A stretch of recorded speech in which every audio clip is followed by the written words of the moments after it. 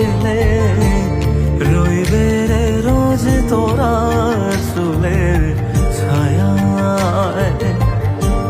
তুই নাকি মাসার বোঝনি, তোর কাছে নয়